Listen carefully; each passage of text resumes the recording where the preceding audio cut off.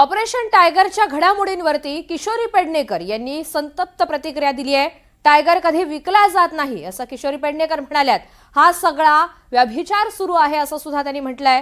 नेमकी काय प्रतिक्रिया दिली पाहूयात। देशात ऑपरेशन टायगरची चर्चा सुरू आहे आणि याच अनुषंगानं बोलण्यासाठी शिवसेना उद्धव बाळासाहेब ठाकरे पक्षाच्या मुंबई महापालिकेच्या विरोधी पक्षनेत्या किशोरी पेडणेकर आहेत। आपण त्यांच्याशी बोलणार आहोत।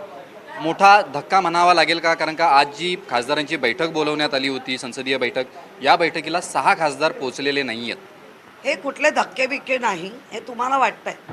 हे धक्के नाहीत, हे सगळे कोटीची उड्डाणं आहेत।